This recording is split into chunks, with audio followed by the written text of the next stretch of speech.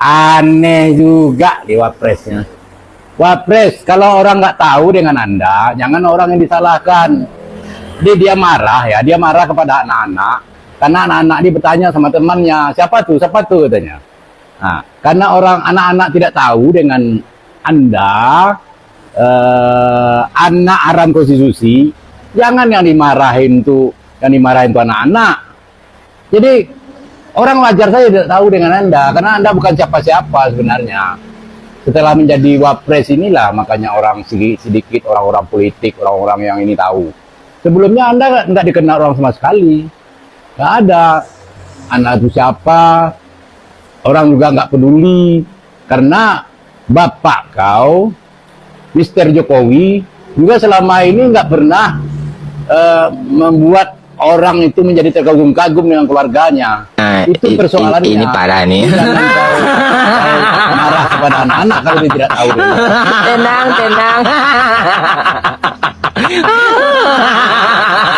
Nah, ya kan, kualitas wapres pilihan Anda di rumah sakit atau di klinik atau di pusat kesehatan masyarakat, puskesmas, kurang begitu jelas ya di video ini.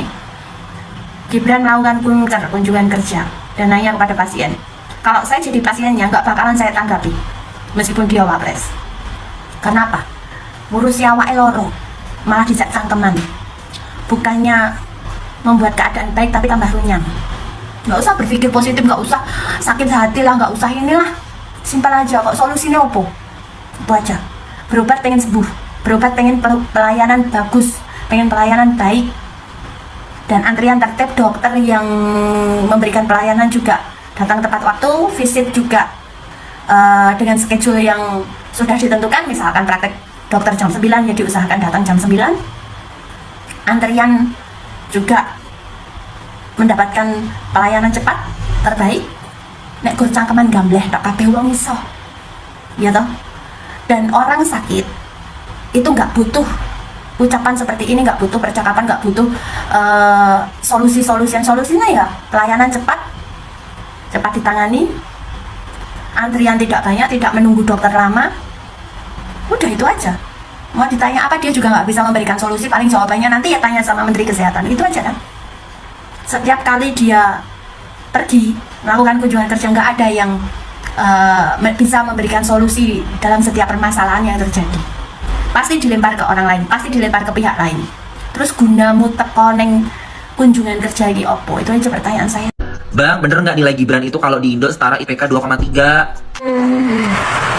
Saya akan coba tanggapi video anak muda namanya Bima ya. Tadi dia panjang lebar banget ya, membahas tentang penilaian. Ada yang bertanya sih tadi, terus dia menjawab ya.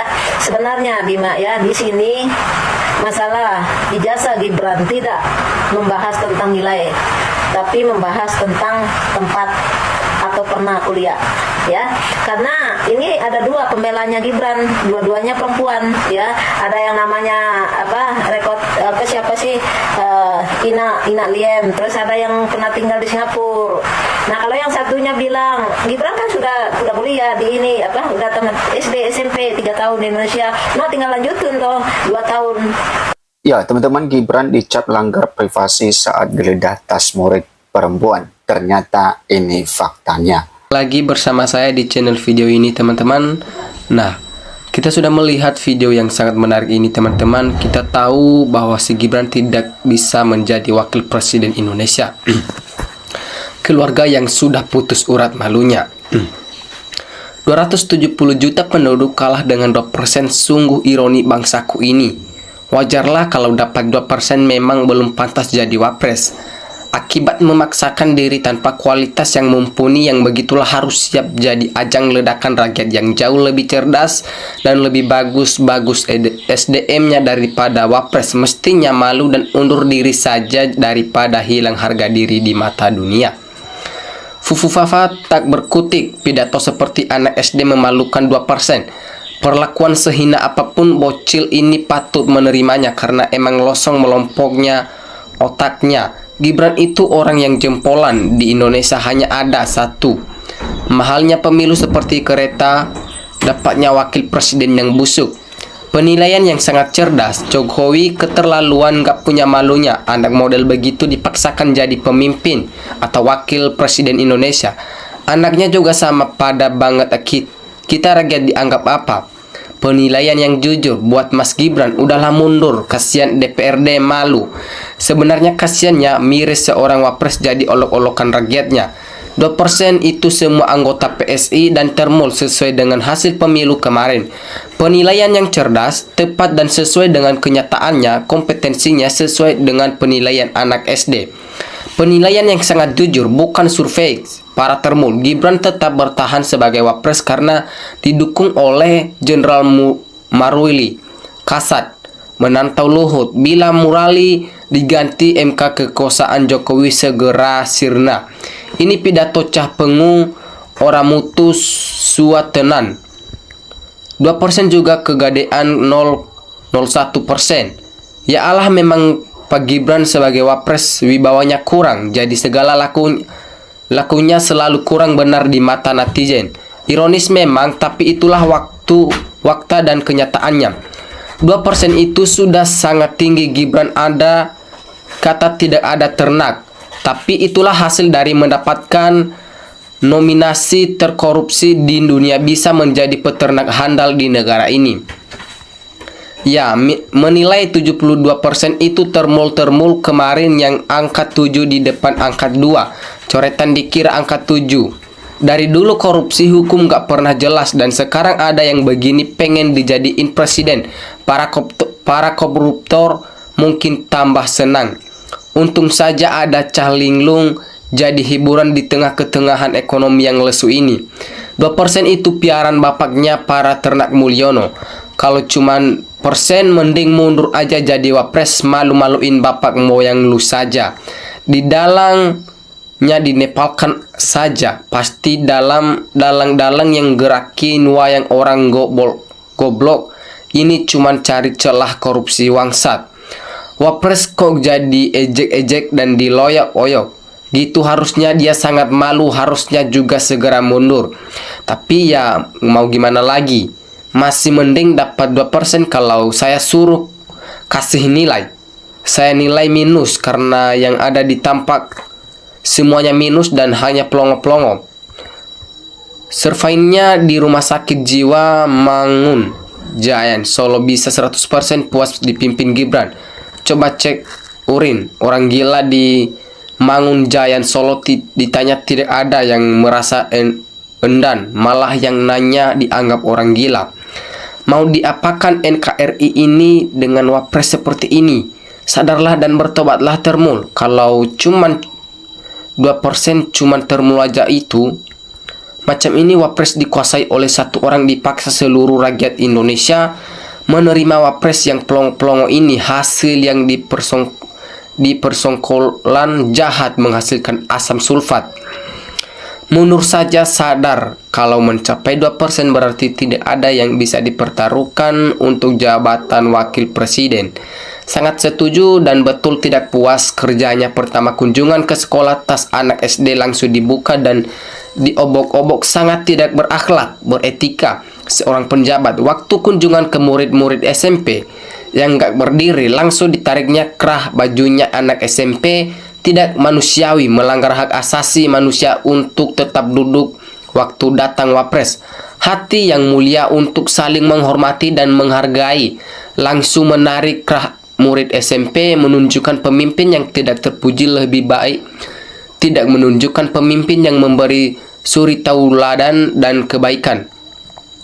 Rugi negara membayar gaji wapres pelongo-pelongo, lebih baik mundur, malu rakyat kalau begini kualitas wakil presiden Indonesia.